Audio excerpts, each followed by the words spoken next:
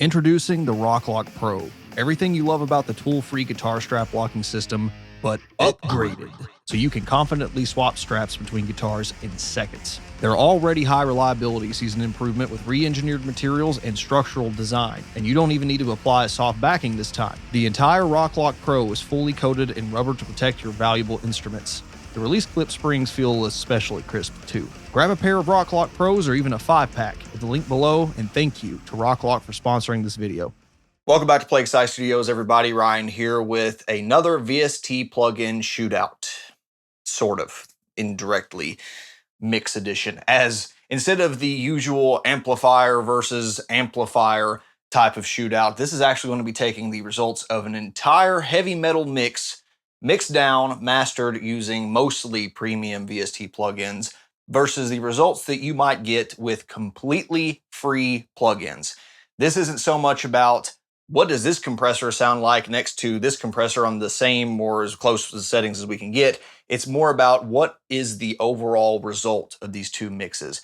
Can you get something that still sounds professional or semi-professional or good enough for someone that's on a budget of basically $0 versus the competition and versus some of the industry standard plugins that are out there? This is not, can you record a metal album for free? This is, can you get a decent mix or something that is competitive with something that might have cost several $100s in plugins alone, not to mention the fees of a mixing or mastering engineer if you went that route. And more importantly than that, I want to evaluate if the UI and the onboard presets and some of these things that maybe we don't talk about so much, or at least hold to the same value as modeling quality or features on these VST plugins, I want to see how those push someone in a particular direction.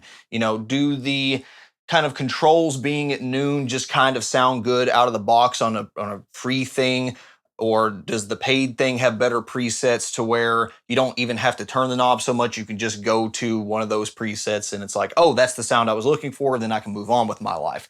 So in addition to the sound quality and seeing if you can get a competitive mix with freeware, I want to see what those differences are. I kind of want to talk about how the process of mixing with freeware was versus the process of mixing and mastering with paid plugins. And by no means is this an apples to apples comparison. This is merely a vertical slice of this discussion. And in that vein, I want to talk about some of the things that did not change between both of these mixes. And I want to talk about, well, something else that I can't really control so much, which is the time. I'll once again be using Illatria Calamitous constructs as our guinea pig mix and master. I have a full series on the mix and master of this particular project. That way I don't have to go over every single paid plugin in exhaustive detail here. You can go to that series if you want to see exactly how everything's dialed in, but I'll be sure to reference some of the stuff in the original project throughout the video, as well as have a comparison table of what changed from what plugin.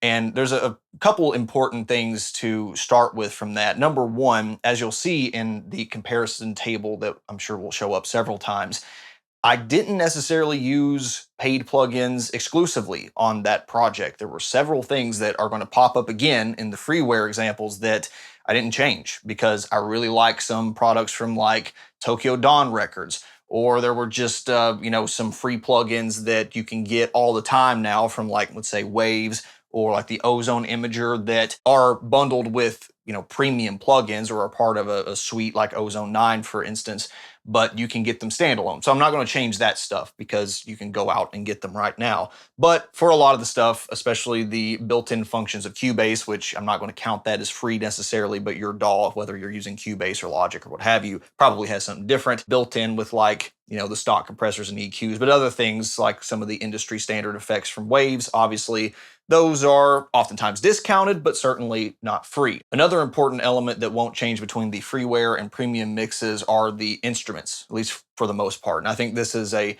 pretty good isolation of variables here, as I didn't want to change the drums, I didn't want to change bass guitar effects pedals or the amplifiers themselves on the guitars, especially not having to reamp them through different plugins or whatever. You could do that. In fact, I'll show you here what we're using for the drums, the guitar sounds, the bass sounds, and I've listed a few freeware alternatives if you wanted to go one step further and even create the instruments out of freeware. But you can't isolate everything, right? Because my vocals are tracked with a a microphone and preamp combination that's pushing $1,000. So it's kind of, I think, a moot point to try to isolate everything when I'm really just going after a mix.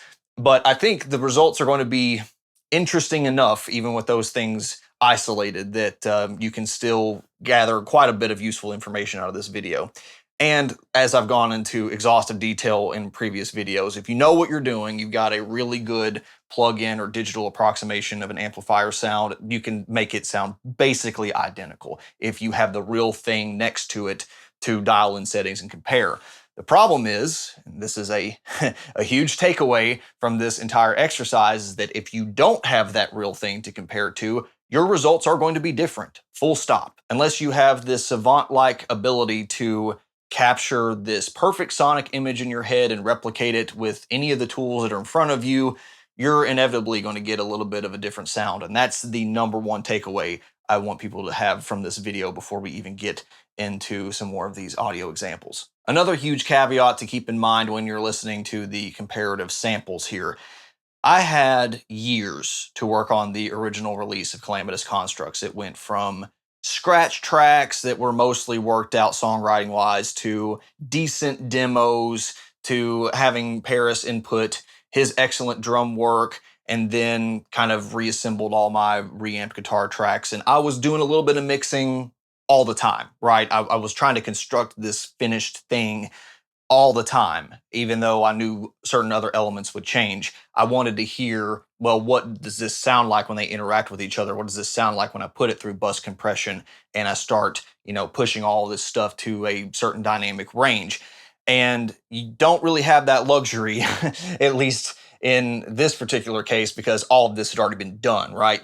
I essentially just went back and replaced all the plugins I was using with a freeware equivalent. Now, I could have changed them for something different, but what was lost in the freeware session here are those years of working on this thing, of slowly tweaking and changing the atmosphere I was going for, changing the ultimate vision, because I would go so far to say that the freeware mix that you're about to hear is closer to what I had in my head in a lot of ways when I first started this project, but it's not necessarily what I wanted it to be when I ended with the release of Calamitous Constructs. So obviously, I didn't spend years collectively, who knows how many hundreds of hours between working on this project, tracking and reamping and mixing and mastering, of course. I would guess it was in the 4 to 5 hour range that I actually worked on this. So obviously, I could have done a little bit more. I could have spent more time on it and gotten a different sound. Or indeed, I could have pulled up the original project and tried to copy, element for element, compressor for compressor, EQ for EQ, those exact settings to see if I could get the exact same sound. But again, that's not really the scope of this video. The idea is, what do you land on when you're using freeware versus all of the premium plugins that I used alternatively. So with that, let's have a listen to the freeware mix versus the premium mix that was released as of last year. Again, keep in mind that we're going to tweak this a couple times throughout the video to see if we can get even closer. But the idea here is to see where we land on the first try. And also keep in mind that what you hear isn't necessarily all going to be the plugins, because there's probably sections in the freeware version that is louder, as in less dynamic range. I want to try to kind of volume equalize them as best as I can, but there's probably going to be parts in the premium stuff that might be more punchy, where more transients come through. So there's going to be differences in that. Try not to let the volume sway whether or not you like one better versus the other. And I would recommend that you listen to this through headphones at first if possible. And if you are listening through like a studio monitor setup or something on your TV, or God forbid your smartphone, listen at moderate levels at first. And I do have a pretty decent reason for that. We'll get into some louder volume scenarios later. So with that, let's have a listen to attempt number 1 on the freeware mix.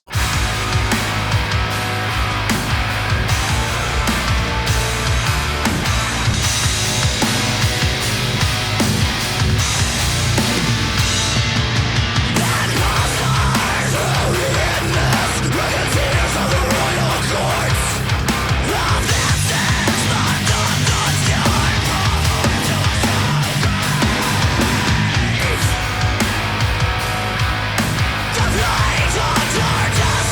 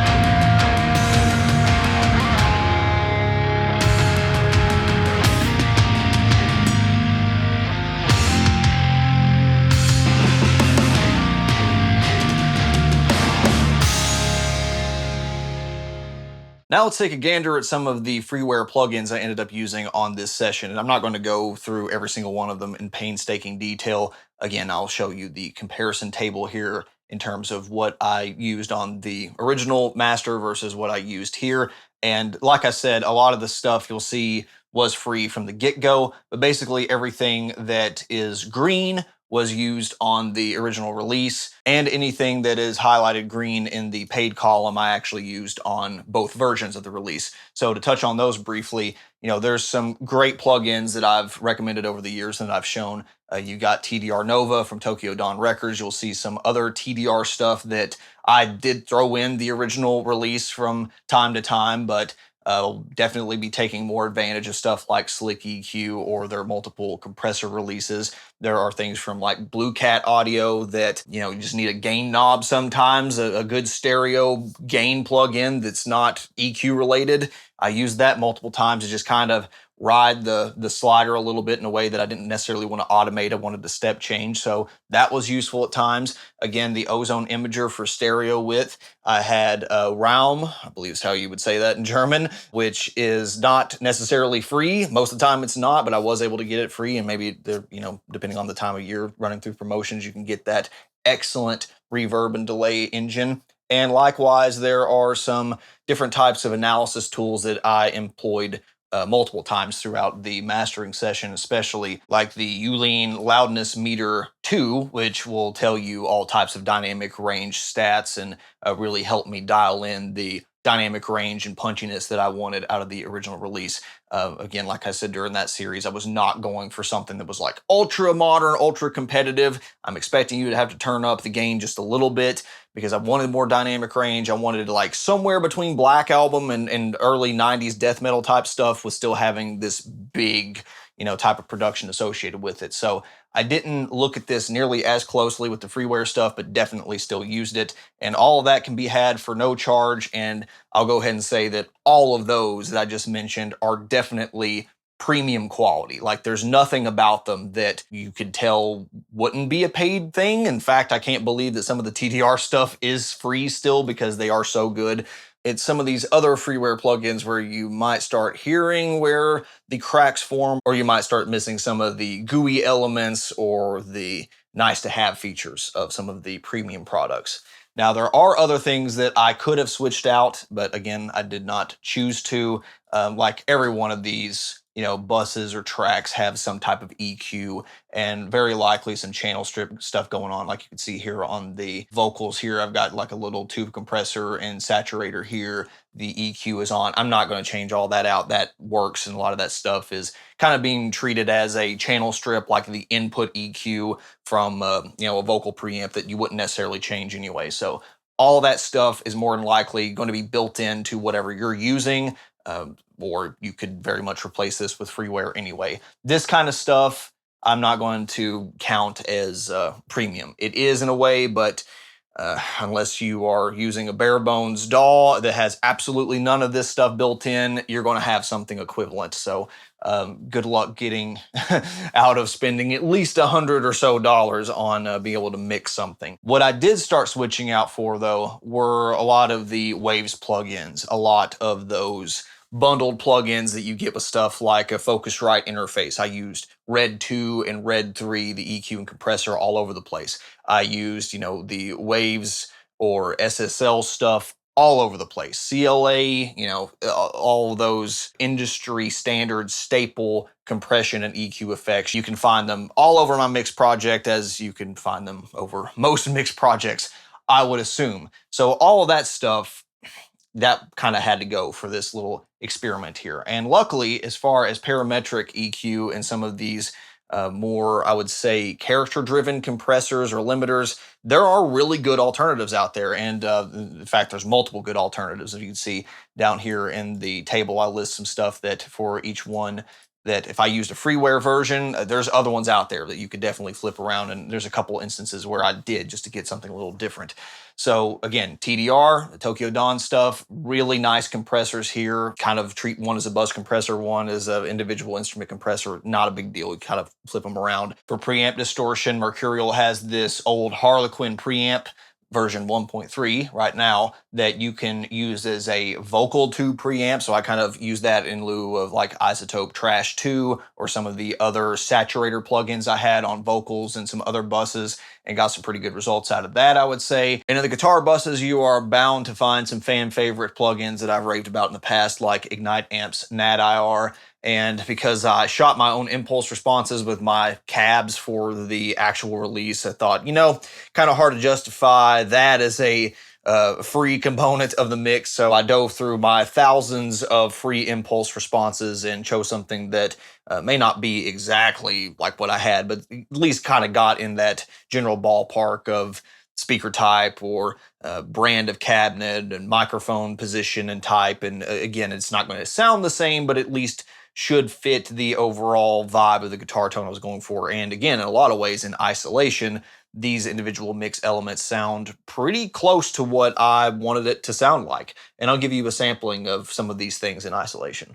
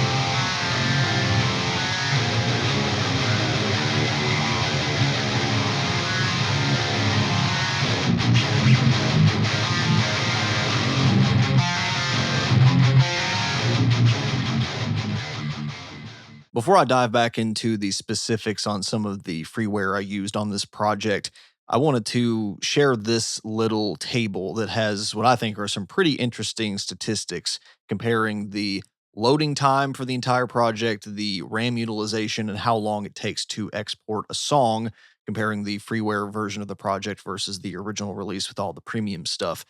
And I don't think this gets talked about really enough because it's kind of one of those things where it's like running a heavy video game where if you have the hardware to do it, then it's not a problem, right? You don't notice. But it's one of those kind of hidden costs for mixing and mastering where if you don't have the hardware, then some of the stuff is simply not going to run. Now, to be fair, I'm kind of punishing my hardware here because I have all the songs, all the stems, all the mixing, all the mastering happening in one project. And I don't necessarily think you should replicate that, especially for more than, 3 to 5 songs at a time like I do. But this kind of does give a bit of a worst case scenario for a typical 2 guitars, drums, bass, vocals type of project.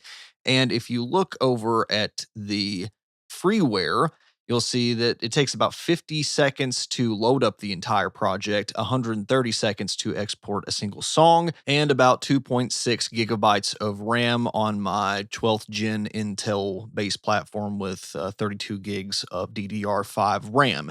And this is one of those things where if your system has free memory, it's probably going to use a little bit more. If your system has less memory than mine, it might use a little bit less and, start paging files. But this should still give you a decent idea of scale, because compared to the premium project, it basically uses no resources. Now you start looking at the other numbers and you think, well, it's not that big of a difference. Yeah, the premium stuff takes 170 seconds. It's about 40 seconds longer than the free stuff, which kind of makes sense. There's probably some more super sampling going on. And if I changed the settings on some of the free stuff, maybe that would have increased the time as well. And it takes over 2 minutes to load this monstrous project. And again, all those things kind of make sense intuitively to me. What was not intuitive is the fact that when I looked at Task Manager, this thing was using 26.5 gigabytes of RAM. Again, it's one of those things where if you were limited, well, number one, it'd run like garbage, but number two, maybe it wouldn't use quite so much if I had, other applications running in the background. But I really wouldn't want to, because some of this stuff can get bogged down if you turn on the higher quality settings. So while these numbers might look kind of similar at first glance, no, that's a full order of magnitude off. And this is one of those things that you have to consider for yourself as to whether you even have the resources to run all of this stuff simultaneously. If you have to part out, sub mixes to make this work. And it's one of those things where you can definitely justify the savings of not having to upgrade hardware if you go the freeware route. So definitely something to consider. Now let's address the elephant in the room, or in this case, the Reaper, which is fairly appropriate considering my song Under the Scythe here. The Reaper free plugins, some of these are phenomenal, and I would say they are a great value for being free, right?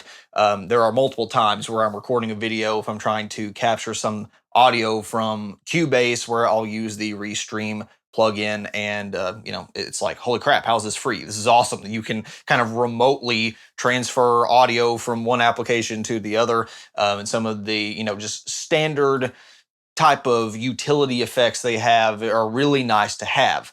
But when you get down to the nitty gritty of something like this, it gets to be a little awkward and a little tough to be inspired, I would say. Now, I'm not putting these things down. They are totally capable in terms of being transparent effects. The gate works as advertised. It is quick and it's not gritty or have any of the weird artifacts you would hear out of some, I would say less capable gates. The EQ has, as many points as the onboard Cubase one, and you still have a lot of control over the precise frequency and bandwidth of it. The compressor can be a limiter if you want it to be. It does exactly what you would expect for a transparent compressor, but they're just not that inspiring to use, right? I mean, I don't blame anyone for using them. I used them extensively when I was first starting to get into music production. And, that plus Reaper is what I started with. So I get it. It does the job. But for a more accurate and more character-driven mix, some of this stuff just doesn't really do what I want it to do. And what I found myself doing as a result is like, well, I'm kind of wasting my time with this particular plugin. I'm going to do something different. I'm going to find some free compressor alternative for this and just put this as a limiter at the end of my signal chain like I had before, something that doesn't have to be as character-driven, as analog sounding. And that's really one other main component I want to take away from this, is that a lot of this free stuff is great. And some of it transcends the just using it as a transparent effect. But a lot of this stuff is just that. It is a free utility to carve some frequencies to achieve a dynamic range value that you want, and that's it. And that's great when you need it. There are certainly times and places for that. But don't go into stuff like this expecting to get this big character-driven analog transformer saturated, push tube type of thing, because in a lot of the mix elements and even the overall master of Calamitous constructs, I was going for a lot of that. I did want that kind of recorded on tape sound. And maybe even though certain things weren't as clear as I initially wanted them to be in my head, I was willing to sacrifice a little bit of that for the big factor. And I would say that for most of these freeware type of plugins, you don't get that big factor out of the box. I'm not saying you can't. Again, if you wanted to copy setting for the most appropriate replacement versus what I had on the paid alternative of this mix, I know I could get closer. But the path that stuff like these plugins led me down, the path that stuff like this free G multiband compressor led me down, which I did use on Seedrum as well, it just wasn't as character rich. It wasn't as aggressive. And that's why, especially for stuff like the last master bus or the instrument bus, I started turning more and more to stuff from Tokyo Dawn Records. I try to find some of those other free promotions from Waves or other vendors that are known for their premium plugins and try to get something that had a little bit of analog grit into it, because a lot of this stuff starts stacking and you get some extra harmonics in there. You get some glue, I feel like, that you simply are not going to get out of the freeware, which again, you don't want that all the time, right? I totally understand that. There's certain times where I just wanted to slam the shit out of my vocals. I wanted to make it to where if I had, 5 clean tracks and a chorus all singing at the same time as one of my scream tracks, I wanted to keep the volume consistent between them. And it works great for that.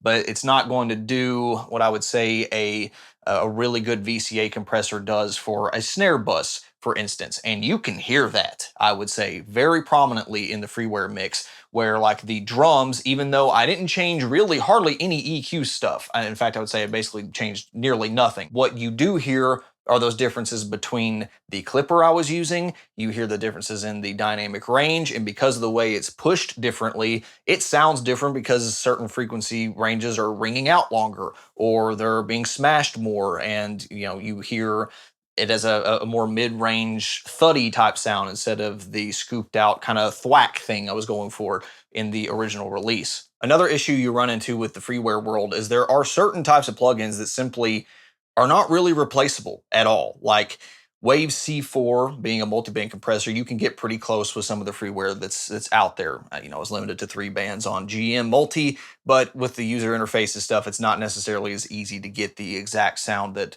I was going for, nor copy like for like settings. On the other hand, with something like Vitamin, I don't really know of anything that exists like this. It's almost an inverse multi-band compressor, but not really. It's like adding frequency content there. I don't really 100% understand exactly how it works, but I like the effect for vocals a lot. And I couldn't find anything that was really like this. Now, does my vocals sound terrible without it? Not necessarily, but this was able to just kind of be that secret ingredient to slot in a little better and not have my vocal tracks be so loud. I didn't necessarily want them to be that loud or forward, but I wanted them to find space in the mix. And this really helped highlight the frequency ranges I want and keep them at a consistent level. And don't really have anything in the freeware world that's quite like that. Similarly, you get into the drums and the mastering side of it, and something like Flatline, you can find free clippers all day long. And I just use this as basically a free hard clipper. When the threshold's set to 100% and all this other crap's turned off, that's what it is. When you go below a certain threshold, or above a certain threshold, I should say, then it's going to clip off the signal in a square wave and you get, kind of that digital clipping sound. But what I like about this is when you turn the shape down, you start getting a kind of a soft clipping type of influence, 0% being fully soft clipping. And then you also have the ability to limit within this plugin. You have the ability to toggle dithering and automatically cut out any, low frequency content that you don't want, super sample it, and those kind of things. While their individual elements can be replicated with a lot of freeware, it's just kind of nice to have something like this all in one. And you get the really bonus added benefit to me of being able to mix in a soft clipper, hard clipper, wave shaper that does sound more like a real DAC clipping. That's what this plugin is going after. So again, you can get the same general effect with freeware, and a hard clipper is a hard clipper, which is why I didn't even bother replacing this. 100% is going to sound the same. It's been proven. But it's one of those things where it's just missing that little bit of sauce, right? And that individual element doesn't really matter, I think, in the grand scheme of things. It's close enough. The problem is you start replacing every single one of these plugins and you lose that little bit of secret sauce. The entire image sounds totally different. And I think you can hear it. I think you can definitely hear that the glue isn't quite as prominent. There are areas that sound bigger. And in fact, I'll go ahead and say that the free version kind of sits, instrument to instrument the way that I want it to in my head better than the end product does. The problem is that's how it sounds in my head. What happens when you start comparing it to other mixes and stuff? Well, that's where things start getting a little complicated. Let's take one more listen to a short sample of each mix type here and just keep turning up your volume just a little by little until you get to a point that don't damage your eardrums here, but get it to where it's just a little bit uncomfortable for either one. And see if you don't hear some more pronounced differences doing it this way than if you were to listen at a more reasonable, let's say, driving in your car volume or like low party levels like it would have been in the beginning of this video.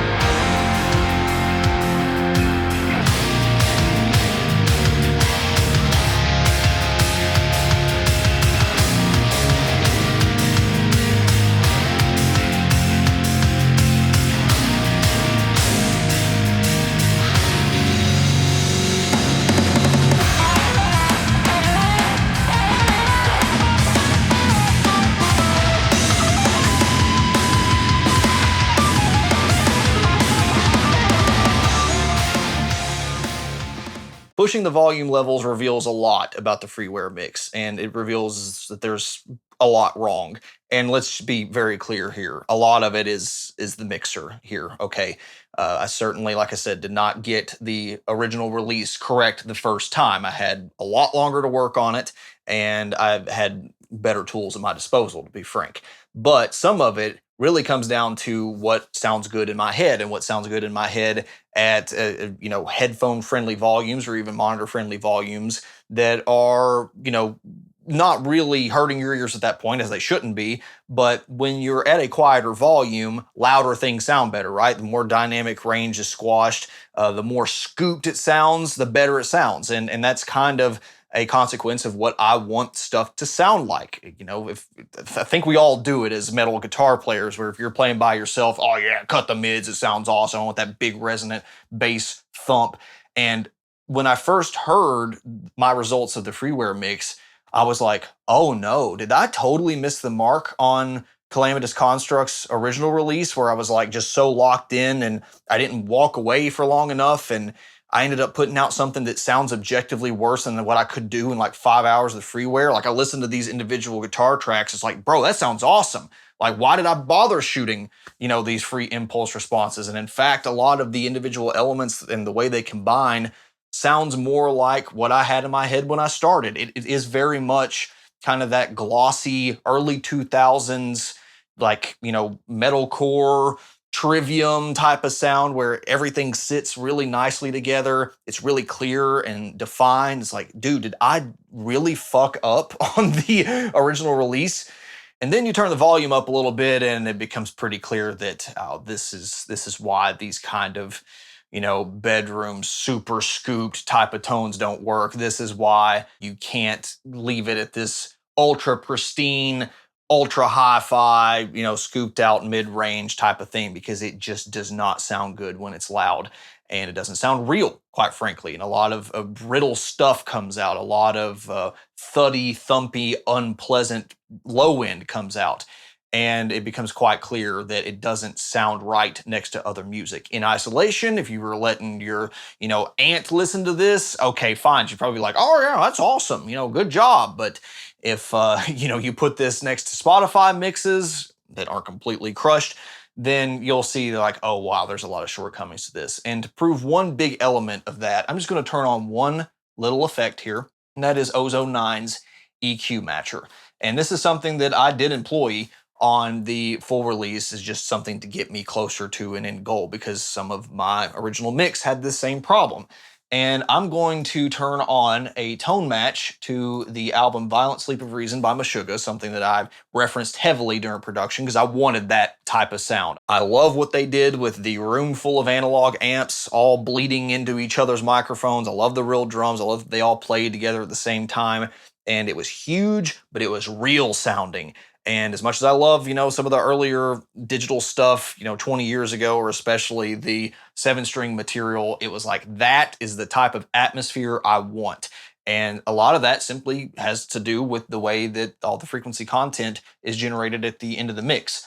So what I got here is a tone match of my current freeware mix to Violent Sleep of Reason, where I have some of these high and low cuts here to kind of, not get too extreme into the cymbals or the kick drum. And what you'll see is there's quite a few bumps and dips here, isn't there? And remember what I was saying about that whole hi-fi nature of my mix and the scoop mid-range? Well, that pretty much proves that it needs a lot more mid-range in the 300 to 3000 hertz. And there's too much going on in the cymbals and vocals region in the 3000 to 10,000 range. And I probably had a little too much overlapping guitar stuff and bass stuff and kick drum stuff in the 100 hertz range, and not enough sub where I maybe went too high pass filter crazy, or either I just didn't have a big octave generation type of effect at the end of the bass guitar, which I did not. I couldn't replace that one either. So let's see what happens, not changing any of the other dynamic range or EQ plugins on the end bus, what it sounds like when we just have an EQ match turned on to make it sound a little more like another contemporary mix.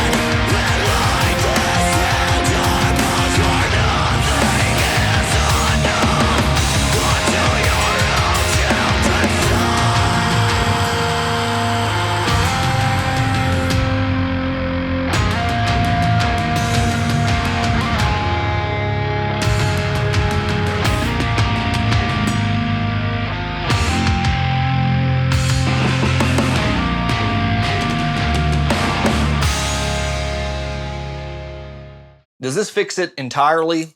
No, I wouldn't say so, but if this isn't 80 for 20, I don't know what is. And I think this highlights such an important point that one, garbage in equals garbage out. But if you have your source tones and your source mix better from the beginning, you don't have to do as much at the end. And getting that stuff to sit right from the beginning is the key to a good mix recipe, because just changing the overall frequency content of this was just a night and day difference to me. It sounds so much more like the original release that it kind of makes you question, like, how much of this character driven analog circuit stuff really matters, right? And I think it is still very important, and in doing that by itself certainly doesn't do everything that the original release does. But man, if that isn't just like the best possible thing you could do to fix a mix, assuming nothing else is like completely broken. You again, like I said, garbage in equals garbage out. You can't have totally terrible tracks or stems beforehand and have your levels all wrong. But I think this goes to show that even if your frequency cutting and all of the ways that your instruments sit together aren't 100% optimized, maybe you could stand to, carve out some more lows on your guitars, or, kind of take a scalpel to your kick and snare drum. If the levels are pretty good, I think you can save most of it at the end. And I think this is one of those things where, like, if you're a novice, like, I mean, realistically, I'm an amateur when it comes to mastering and end level mixing here. I think it's worth the $100 or so to spend on these type of high value plugins to get your stuff to that next level. I think there are very much areas in this mix where it's like, if I were to do it again and I was starting from no money, I would probably let some of this stuff ride. Like, I would just stay with the TDR stuff. I'd probably make a lot of these bus compressors work. I'd probably, just use more of the built-in Cubase stuff. But for the mastering side, I think it's probably worth having something like Ozone that has all of these effects built in. I think it's probably worth investing in a relatively cheap suite of multi-band compression and these type of flavored EQs that have analog circuits modeled in them, because I think that's where a lot of the glue and the big factor of the original release comes from. Now, I will still say at the end, with this alone, and I could probably tweak it a little bit more, there are elements of the free mix I do really like, in terms of how separated some stuff is and where they find their own pockets in the space. And again, for my image of what this project was going to be 10 years ago, yeah, there's elements of it I like better, because it does sound more like the metal I grew up listening to. A lot of the stuff that was in the late 90s, early 2000s had this kind of sheen to it. But obviously my ears have changed. The material kind of evolved, and I wanted it to be less clear. I wanted it to be more of a wall of sound. I wanted it to really hit you. I wanted you to hear the guitars and go, I can't tell if that's multiple amps at the same time or how many guitar tracks are playing. I just want it to be massive. I wanted it to be atmospheric. And that's something that I still feel like, even with this, the freeware is missing. And that's okay if that's not what you're going for. If you just want really tight playing and you've got this material that's really cool, maybe that speaks for itself. For me, I wanted this project to have a certain feel. I wanted it to be drenched in this feeling of, end of the world, apocalyptic, rustic type of sound that I think the imagery of the album art really conveys what color scheme I want to convey in those textures and those sounds. And the freeware just doesn't really do that. Might not be a detriment to your project, but that very much defines what I want Illatria to be, at least going forward. So there are pros and cons to this. I'm not saying that if you are a pro, you couldn't make freeware work. If you know exactly how you want to dial this stuff in, and the GUI means nothing to you, that's fine. Awesome.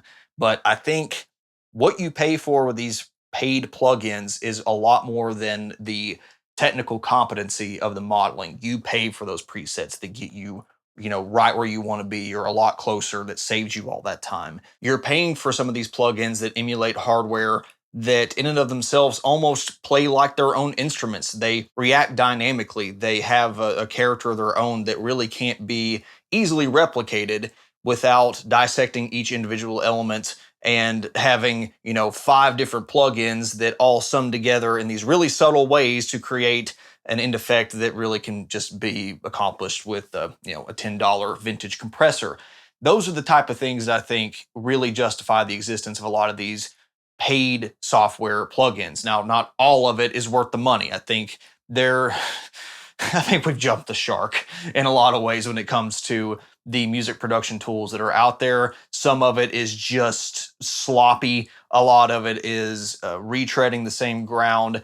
But there are a lot of things that are exciting, and there's a lot of things that either combine the functionality of a lot of other stuff into a high value package or model something that would cost you thousands of dollars otherwise. That's the stuff that excites me. And like I said, some of that functionality you're simply not going to get out of a transparent free product. And there's, again, a time and place for that. But if you want to take your stuff up from demo level to, wow, that could be on the radio, I just don't think you can do it entirely with freeware unless you have really perfect ears or you have another project you can reference, or some guide that tells you here's the exact type of compression ratio and makeup gain you'll need for this type of signal source.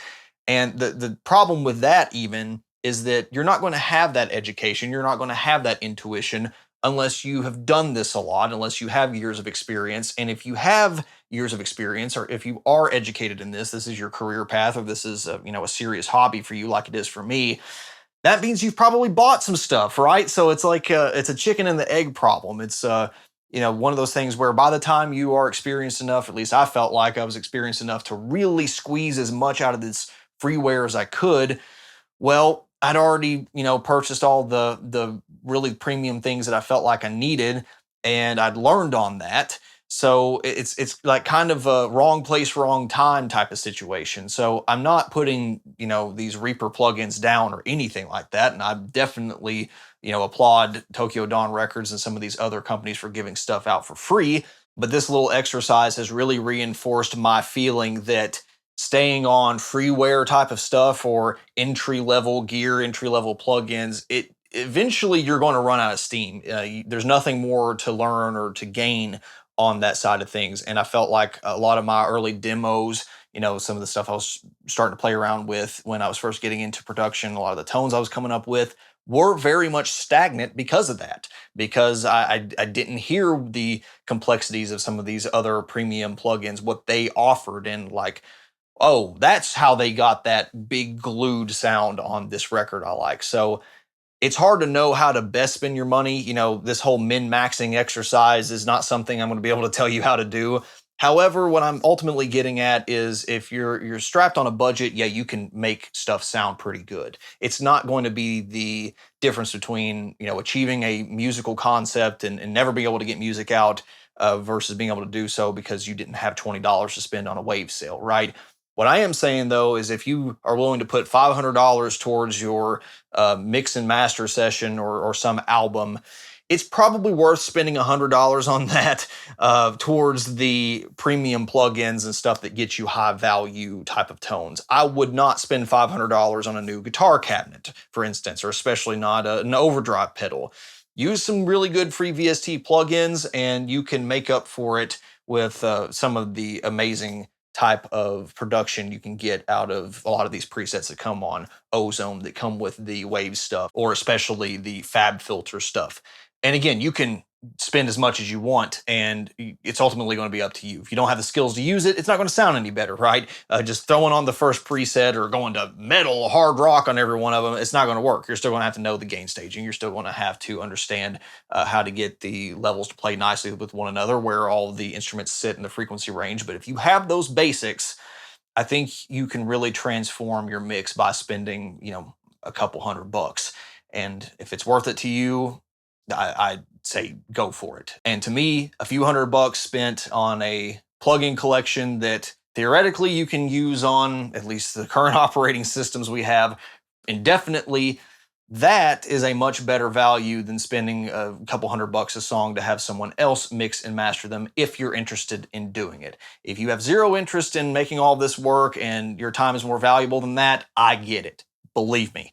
But if you are someone like me who wants to see your vision from start to end and be involved in every step of it and, you know, not have to argue with someone over why you want this knob turned a certain way, shell out a few bucks. You know me. I'm as pro consumer as it gets. I'm not a friend of any of these companies. This is not sponsored, and I'm not like a big Waves proponent, or certainly not of the new flavor of the day plugin that all the guitar YouTubers are pushing for that particular ad cycle. But I am saying that it's probably worth spending a few bucks on this stuff because it's just going to get you to a better spot quicker if you know how to use them. And if you don't, you're going to learn quicker, I promise. And that brings me to the end of this, what turned into a freaking seminar.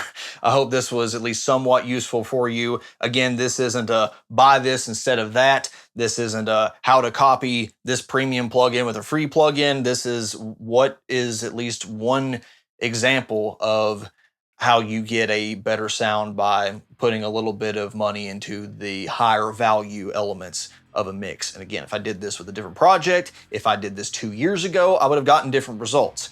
It ultimately does come down to a variable that's hard to control, which is the guy mixing and mastering it and your ears in that moment.